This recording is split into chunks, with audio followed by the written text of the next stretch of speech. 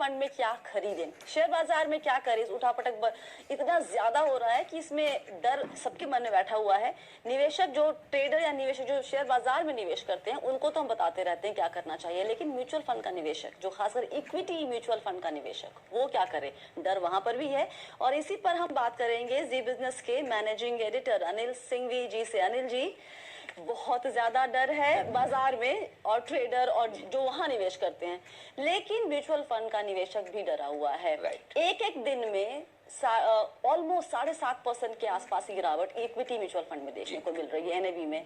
तो वैसे में डरना वाजिब है कि नहीं है? नहीं, देखिए डर तो लगी गई जब आपकी एनएवी हर रोज कम हो और आमतौर पर आप ये मानकर चलते हैं कि म्यूचुअल फंड कंपैरेटिवली सेफ हैं, बहुत नुकसान नहीं होगा।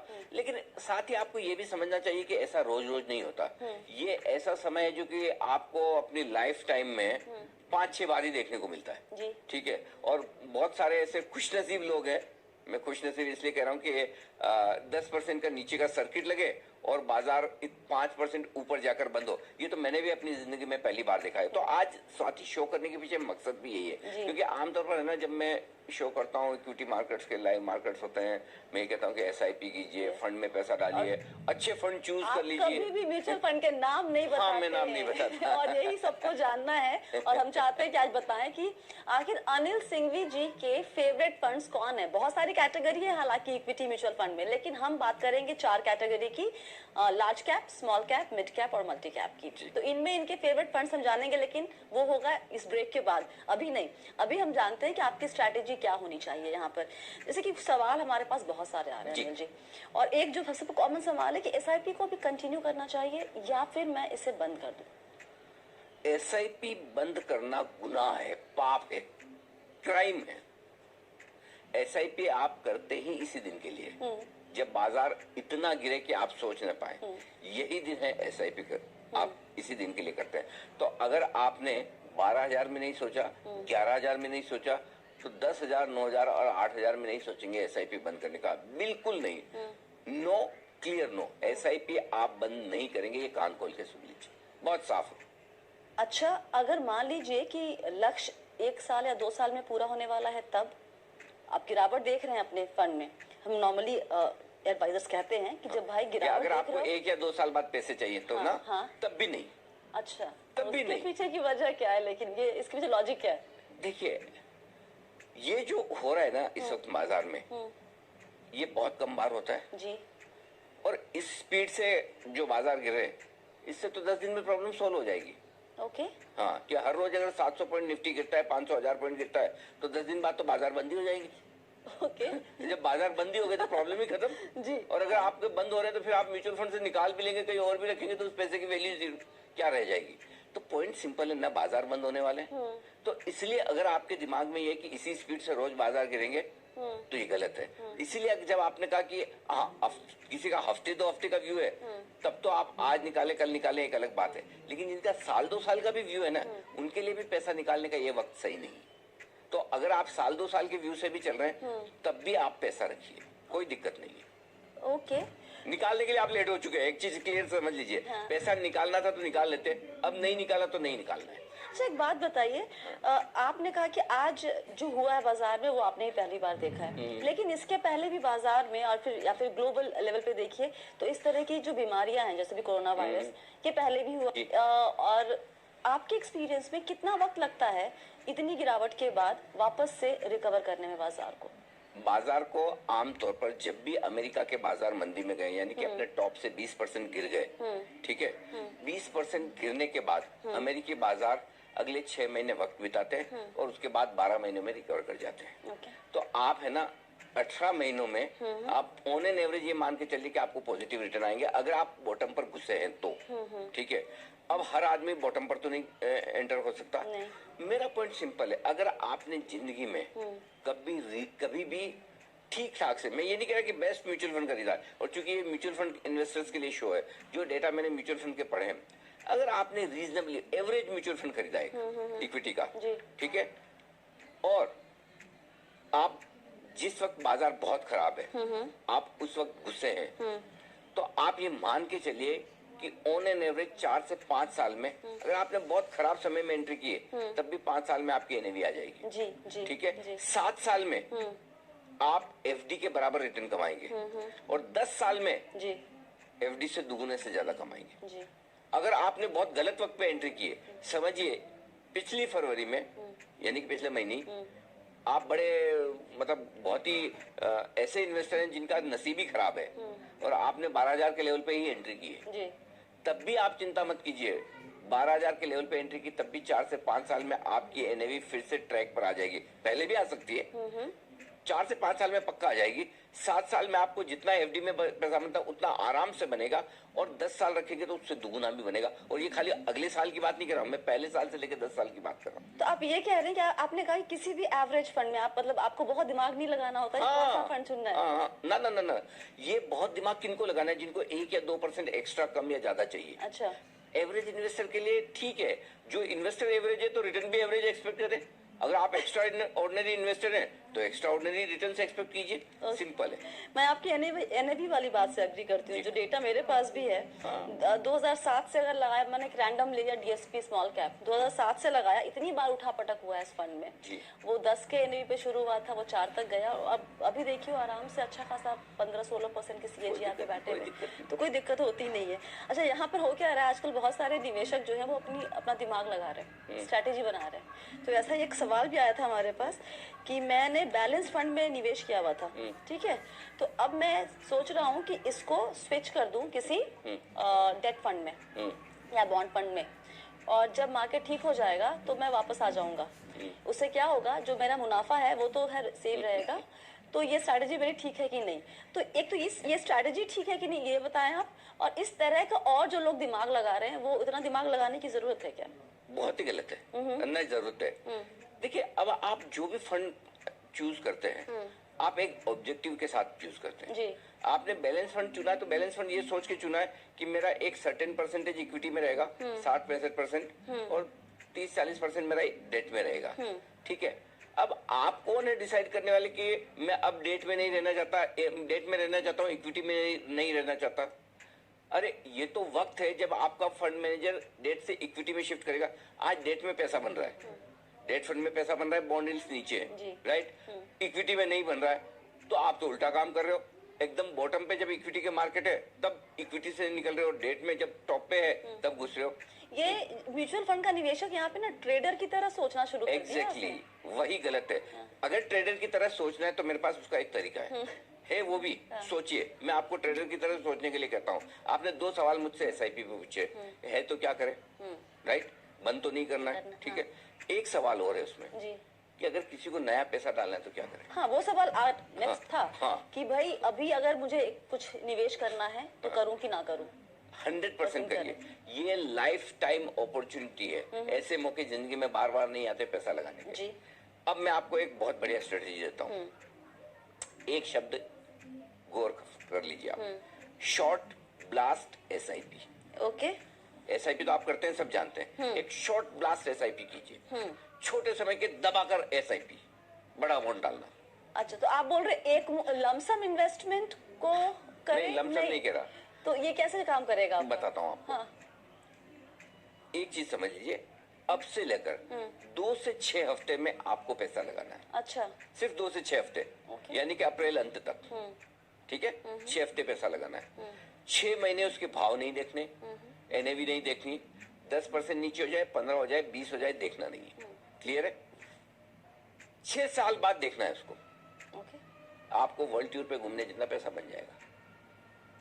अमेजिंग।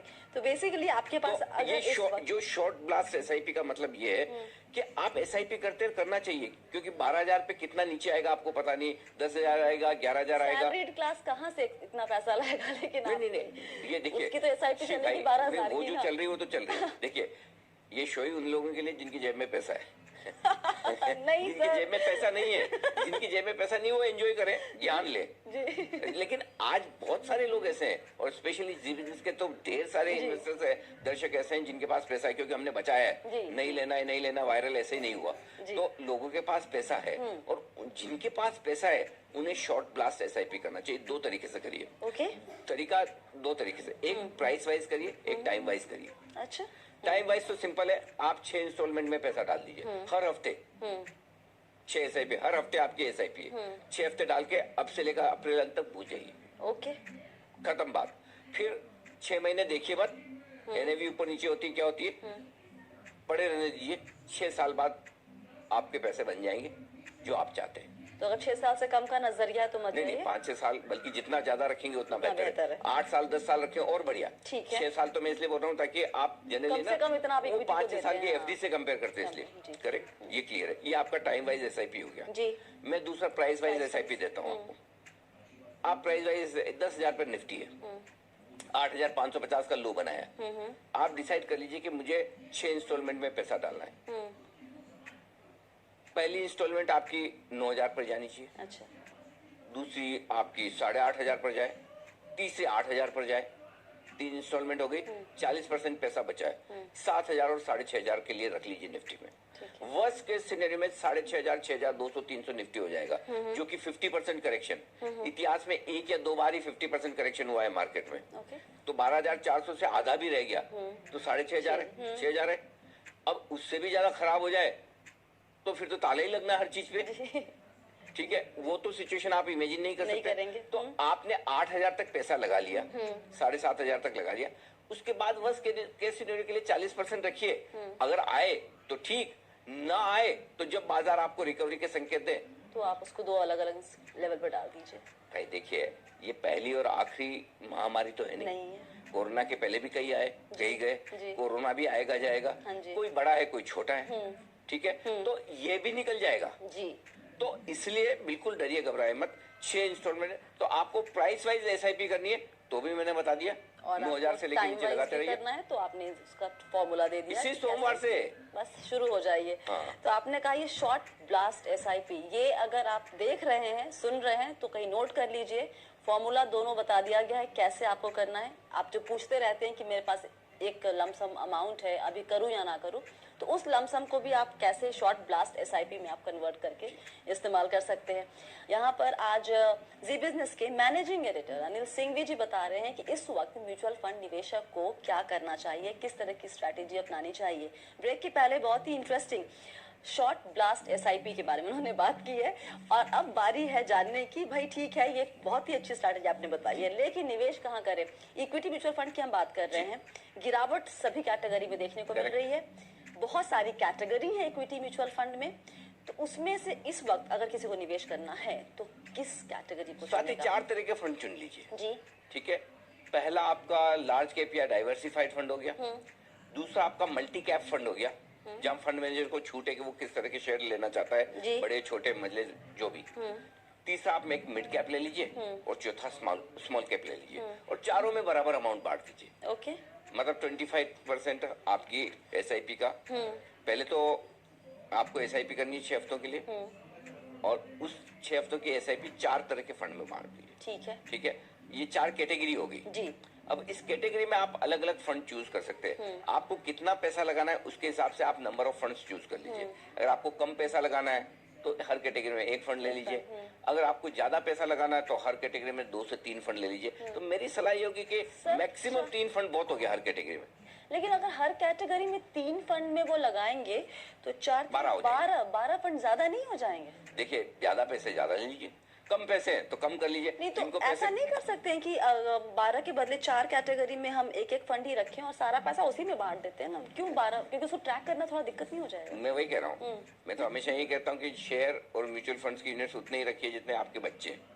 सर, जितने बच्चों को आप बड़ा कर रही है, बच्चों की तरह आपको रखेंगे फिर। हाँ, तो बच्चों की तरह बड़ा कर सकते हैं उतना ही करिए। लेकिन पॉइंट सिंपल है कि एक डाइवर्सिफिकेशन भी थोड़ा सा जरूरी होता है। तो आप अगर बहुत छोटा पैसा 500, 1000, 2000, 5000 लगा रही है, तब तो आप सिंपल है, हाँ तब तो आप एक फंड ले लीजिए, बहुत हो गया। लेकिन जिनको हर महीने लाख, 2 लाख, 5 लाख, 10 लाख लगाना है, कोई HNI इन्वेस्टर्स हैं, तो उनके लिए फिर आप थोड़ा ज्यादा थोड़ा बड़ा पोर्टफोलियो कर सकते हैं। तो 4 कैटेगरी की बात हो रही है यहाँ पे, large cap, mid cap, small cap और मल्टी कैप। शुरुआत कर लेते हैं क्योंकि वक्त बहुत ज्यादा नहीं होगा हमारे पास इस वक्त। लार्ज कैप में आप 3-3 नाम बताएंगे सारे कैटेगरी। देखिए, मैं पहले उससे पहले एक डिस्क्लेमर ये दे दूं कि आमतौर पर मैं कभी म्यूचुअल फंड्स के नाम नहीं लेता। पहली बार ले रहे हैं? हाँ, शायद पहली बार ही। हाँ, और क्योंकि उसका रीजन है कि मेरे इन्वेस्टमेंट ऑब्जेक्टिव्स, गोल्स अलग हो सकते हैं आपसे, ठीक है, हर एक के अलग होते हैं। इसलिए मैं कहता हूँ कि शेयर तो देखिए रिलायंस सबके लिए सेम है जी, शेयर तो HDFC बैंक सबके लिए सेम है, लेकिन फंड का, हर एक फंड का अलग तरीका होता है, अलग रिस्क प्रोफाइल होता है, आपका इन्वेस्टमेंट होराइजन अलग होता है। लेकिन चूंकि आज मेरे शो पर एक अगरतला से सैनिक थे जो BSF के, और उन्होंने बोला कि सर आप मेरे लिए प्लीज ये बताइए, तो देश के सैनिकों की बात में टाल नहीं सकता, वो हमारी रक्षा कर रहे हैं, तो उनकी वेल्थ की रक्षा करना हमारा काम है। तो इसलिए आज मैं मेरी पसंद के फंड आपको बता रहा हूँ। जरूरी नहीं कि वो आपके लिए फिट हो, जरूरी नहीं, लेकिन आमतौर पर ये फंड अच्छे हैं। तो आप अपनी कैटेगरी में चाहें तो आप अपने इन्वेस्टमेंट एडवाइजर को और पूछ लें कंपोजिशन कितना रखना है। थोड़ा सा रिसर्च खुद से भी करें। थोड़ा रिसर्च ना कर भी पाए तो भी आप ये सोच लें कि आपको मिड कैप में ज्यादा डालना है, स्मॉल कैप में, मल्टी कैप में, वो थोड़ा सा आप कर ले। मैं इन कैटेगरी में मेरे पसंदीदा फंड्स बता रहा हूँ, आपको अपनी चॉइस, अपनी रिक्वायरमेंट के हिसाब से इन्वेस्ट करना है। ठीक है, ये तो ये अच्छा खासा बड़ा सा डिस्क्लेमर दे दिया आपने। हाँ। अब हम आते हैं लार्ज कैप पे। क्विकली बताएं हमें जरा। 3 फंड जी। Axis blue chip fund super fund है आजकल। ठीक है, एक्सिस ब्लू चिप, एक्सिस की परफॉर्मेंस बहुत अच्छी है, वो डाल सकते हैं। एक वैसे दिक्कत हमेशा होती है आमतौर पर कि जो फंड इस साल अच्छा परफॉर्म कर रहे हैं, जरूरी है अगले साल हो, और वो बदलता भी है। लेकिन इन फंड को पसंद करने में मैंने एक क्राइटेरिया बहुत ध्यान से देखा है, वो ये कि अगर परफॉर्मेंस बहुत अच्छी है और AUM बहुत ज्यादा नहीं है, तो फिर भी संभावना है कि फंड अच्छा परफॉर्म करता रहेगा। लेकिन अगर फंड की परफॉर्मेंस बहुत ज्यादा AUM पे आप एक्सपेक्ट करें, जिसकी एसेट बढ़ जाती है, तो फंड मैनेजर के लिए परफॉर्म करना मुश्किल होता है। तो इस कैटेगरी में मेरे लिए एक्सिस ब्लू चिप ये परफेक्ट है। दूसरा Canara Robeco blue chip fund, छोटा फंड है, ये भी ले लीजिए। और तीसरा है DSP top 100 large cap fund. ये 3 बड़े फंड है, blue chip fund, large cap fund, इनमें आप पैसा लगा सकते हैं। सर एक बात बताएं, आपने कहा कि AUM को चेक करना जरूरी होता है। बहुतों से जब बात करें तो कहते हैं स्मॉल कैप में तो खैर ये बहुत मायने रखता है, तो क्या हर कैप में, हर कैटेगरी में अलग अलग एक ब्रैकेट लेके चलना पड़ता है? देखिए वही बात है। अब मैं कम AUM वाले प्रेफर करता हूँ। आमतौर पर आप किसी को पूछेंगे, वो बोलेंगे ज्यादा AUM वाले लो, है ना। तो पॉइंट यही है, इसीलिए म्यूचुअल फंड में है ना, ब्लैंकेट आप सीधा आप ये कहते हैं कि यही ले लीजिए, क्योंकि हर एक की रिस्क प्रोफाइल अलग होती है। तो मेरी धारणा ये रहती है, मैं कम AUM वाले मैं पसंद करता हूँ, तो मैं अपनी पसंद बता रहा हूँ। अच्छा। राइट। बहुत लोगों को ये लगेगा जिसकी जितनी ज्यादा AUM उतना ज्यादा लेना चाहिए, कि कभी रिडम्पशन आ गया तो हिलेगा नहीं, है ना। वो अपने अपना हो सकता है, इसीलिए फंड सबके लिए सेम नहीं हो सकते। और ये आपने जो एक नाम लिया एक्सिस ब्लू चिप, बहुत ही इंटरेस्टिंग है। एक तो इसका परफॉर्मेंस बहुत अच्छा रहा है, और प्लस अभी इकलौता फंड है जो लार्ज कैप कैटेगरी में 1 साल का रिटर्न अगर चेक करेंगे तो सिर्फ पॉजिटिव में दिख रहा है। चलिए अगला नंबर है मिड कैप का। मिड कैप में 3 आपकी। मिड कैप फंड में आप Kotak emerging equity fund. Okay. Kotak के बेसिकली सारे फंड मुझे बहुत पसंद है, नीलेश शाह भी बहुत पसंद है। नॉट बिकॉज कि मतलब वो अच्छा बोलते हैं या अच्छे मार्केट के एक्सपर्ट है, फंड मैनेजमेंट में बहुत ही जबरदस्त है, बढ़िया परफॉर्मेंस है। इन्वेस्को, ताहिर बादशाह का जो फंड है, ताहिर फैंटास्टिक फंड मैनेजर है। उनके भी लगभग सारे फंड, हर एक कैटेगरी में आपको इन्वेस्को के फंड अच्छे मिलेंगे। तो इन्वेस्को का मिड कैप फंड है, वो आप ले सकते हैं। और एक DSP का मिड कैप फंड है, वो आप ले सकते हैं। तो 3 मिड कैप फंड आप ले लीजिए, Kotak emerging equities, Invesco mid cap, DSP mid cap. चलिए ये तीनों आज की डिटेल्स आपको स्क्रीन पे दिखेंगी, किसका परफॉर्मेंस कैसा रहा है, कितना AUM है, ये सब आपके सामने दिख रहा होगा। अब इसके बाद मिड कैप हो गया, अब आती है बारी छोटू स्मॉल कैप जी की, जो जिनके बारे में कहते हैं कि सबसे पहले यही गिरते हैं जब बाजार थोड़ा इसमें मेरा all time favourite SBI cap fund है। अच्छा। अब इसमें एक ही चीज है कि थोड़ा AUM बढ़ गया, उन्होंने रेस्ट्रिक्शंस भी किए बीच में, सब कुछ किया, लेकिन कितना 3000। हाँ, फिर भी मतलब जितना कम हो उतना स्मॉल कैप में परफॉर्मेंस बढ़ जाती है। देखिए फिर अगेन ये आपने काम की बात कही है, लेकिन हाँ, और यहाँ पे देखिए फिर देखिए मैं एग्रेसिव इन्वेस्टर हूँ। जी। एक तो मैं स्मॉल कैप ले रहा हूँ, उसके ऊपर से मैं कम एयूएम वाला ले रहा हूँ, जी। तो मैं बहुत एग्रेसिव इन्वेस्टर हूँ। अब यही दिक्कत है, इसलिए मैं फंड रिकमेंड नहीं करता। कोई इन्वेस्टर स्मॉल कैप पहले तो लेगा नहीं, लेगा तो वो कंजर्वेटिव इन्वेस्टर होगा। मैं तो मतलब है ना, वो डबल रिस्क ले रहा हूँ एक तरह से कि सपोज छोटी एयूएम वाले फंड में से किसी ने बड़ा रिडेम्पशन दे दिया तो फंड हिल जाएगा, और ऐसे टाइम पे तो रिडेम्पशन तो स्टॉक बिकता भी नहीं। इसलिए मैं कहता हूँ कि म्यूचुअल फंड रिकमेंड करना ज्यादा मुश्किल काम है सीधे स्टॉक रिकमेंड करने के, क्योंकि एक स्मॉल कैप स्टॉक तो आपको पता है और एक लार्ज कैप पता है। फंड का composition, AUM, fund management, philosophy, बहुत सारी चीजें देखनी होती है। ये बात यहाँ पर देखी वही है कि दोनों है एक ही एसेट क्लास, एब्सोल्युटली, लेकिन दोनों में स्ट्रैटेजी बड़ा बहुत फर्क अलग है। तो SBI small cap fund, ICICI pru small cap fund अच्छा। और एक्सिस स्मॉल कैप फंड, ये तीन फंड आप रिकमेंडेशन लिस्ट में ले सकते। इनफैक्ट एसबीआई स्मॉल कैप का जब मैं परफॉर्मेंस चेक कर रही थी पहले, मतलब बेंचमार्क को एक तो बीट करना एक चीज होती है और एक होता है कि अच्छे खासे मार्जिन से बीट करना। अगर पूरी म्यूचुअल फंड इंडस्ट्री में मैं सबसे ज्यादा रेस्पेक्ट, सबसे ज्यादा मेरे सारे दोस्त हैं, सबसे ज्यादा सम्मान किसी का करता हूँ, नवनीत मुनोत्रा, जो एसबीआई म्यूचुअल फंड के सीईओ। जी। मतलब उनकी नॉलेज, उनका फंड मैनेजमेंट, मतलब पार एक्सीलेंस, गजब के फंड मैनेजर। ओके, तो आपने कहा SBI small cap, axis small cap, और दूसरा नाम आपने क्या बताया सर? आईसीआईसीआई का स्मॉल कैप। ऑलराइट, तो यहाँ पर हमने आपको आज एज इन अनिल जी ने इनफैक्ट अपने फेवरेट 12 फंड के नाम मल्टी कैप फंड हमारे पास अभी हम आ रहे हैं, हमने 3 बात कर ली, चौथी मल्टी कैप रही। मल्टी कैप में बता दीजिए, क्योंकि यहाँ पर तो फंड मैनेजर के पास एक अच्छा खासा मल्टी कैप फंड्स में मैंने ना दो तरीके से इसको लिया।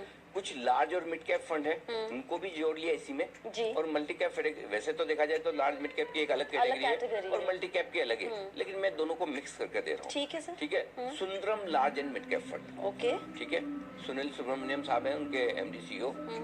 फंड मैनेजमेंट बहुत ही बढ़िया है सुंदरम का भी, वहाँ पर आप पैसा लगा सकते हैं। कोटक का एक Kotak standard multi cap fund है, वो बढ़िया परफॉर्मेंस दे रहा है। कोटक बढ़िया है ही, वहाँ लगा सकते हैं। और तीसरा है Invesco India growth opportunity fund, वो भी लार्ज एंड मिड कैप, वो भी लार्ज मिड कैप है। तो ये लार्ज मिड कैप या मल्टी कैप मैंने दोनों को मिक्स करके दिया है, ये ध्यान में रखिए। चलिए, तो अब फाइनली आपके सामने 12 फंड की लिस्ट तैयार है, large cap, mid cap, small cap और मल्टी कैप कैटेगरी। सबका नाम लेने का वक्त नहीं है, लेकिन स्क्रीन पे सारे नाम आपके सामने दिख रहे हैं, तो उसको आप देख लीजिए, नोट कर लीजिए।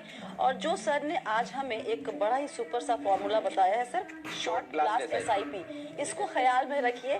और जो लोग ये सवाल लगातार किए जा रहे थे कि लमसम करने का सही वक्त है कि नहीं, क्या स्ट्रैटेजी म्यूचुअल, एक और बात स्वाति, जो एसआईपी आपकी पहले की चल रही है वो चल रही है, शॉर्ट ब्लास्ट एसआईपी नहीं है। हाँ, नए पैसे के लिए, जो नया, जो इनके पास अभी पैसा है, वो चाहते हैं निवेश करना, कहाँ करे, कैसे करे, वो स्ट्रैटेजी यहाँ पर आपको हमने बताई।